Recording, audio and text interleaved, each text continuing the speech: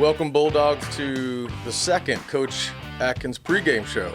Coach, thanks for joining us again this week. Congratulations on the Morton win last week. Kind of put it to them 51-14? Well, yeah, 51-14. How'd you prepare the kids this week to kind of not let the distraction of the game last week? We won handily, get in the way of preparing for Effingham. Yeah, no, I think that's exactly right. We had to refocus and regroup and reemphasize to the kids, that we still have a target on our back. That's kind of a phrase we've been using all off season. So just reiterating that hey, congratulations on starting the season off the way we wanted it to. But we're nowhere near where we want to be in the long run and in the end. We got to go back to work, and we got to continue to maintain that and remember that everyone's going to give us their best shot each and every week due to that target on our back. Yeah. So we have Effingham this week. Of course, they lost last week, a home opener against St. Teresa, 18-0.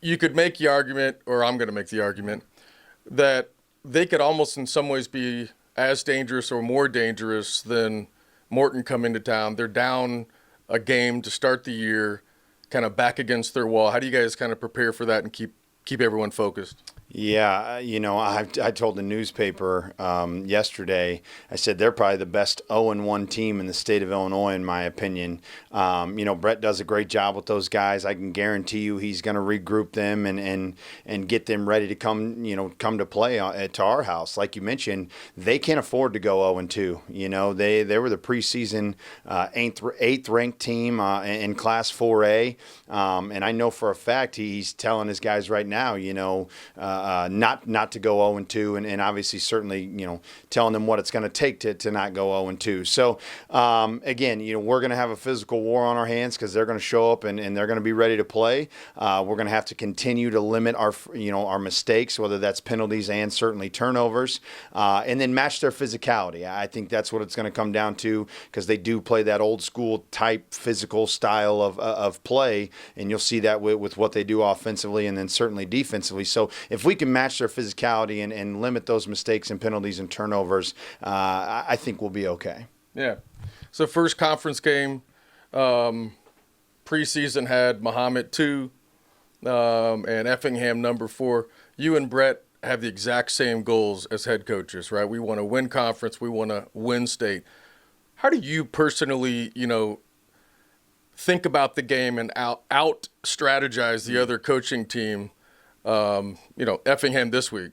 Yeah, going back to about the conference, we're the defending conference champs, and again, our kids know that, and they don't want it to not be them, if that makes sense, and they know what it takes to get it done, and certainly they're gonna do everything they can to make sure that they retain that title of the conference champs. And like you said, it starts tonight or this Friday against Effingham. They're going to be one of our tougher tests, throughout the entire conference. So we got to start off on the right foot, with that conference record, and Effingham's, just the first step. As far as the second part of your question there, how do I prepare? I would say I'm a little different than most. I get fully invested and fully indulged, so to speak, into that team and that coach and that style. And I'm that guy who's on Twitter, who's researching everything I can about them. I'm finding all their media outlets and reading all the articles.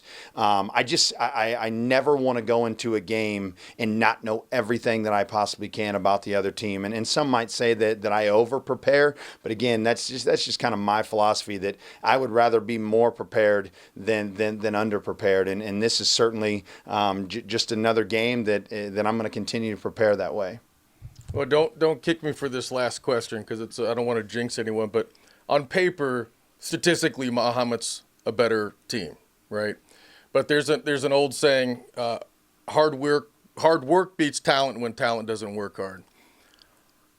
How is the team prepared mentally to beat Effingham off the ball every single snap and not open the door for, kind of an upset type of approach? Yeah, and I that's a great question. And I think it goes back for us personally to the type of kids we have. We're certainly talented. I think everybody, knows that or gets a chance to see that. But what they don't see is the behind the scenes and just how hard these kids do work, whether it's in the weight room, whether it's in our scouting report meetings, whether it's when they run sprints on Monday, to start the practice, and then certainly throughout the practices, just how these kids approach the day in and day out operations of everything that we do, goes back to what you said. They're not only talented, but they're certainly working as hard as they need to, and if not some more to continue on this journey that we're on. Yeah. Well, that's going to wrap us up. Week 2, pre-game with Coach Adkins. We'll send it back up to the booth. Thanks for watching.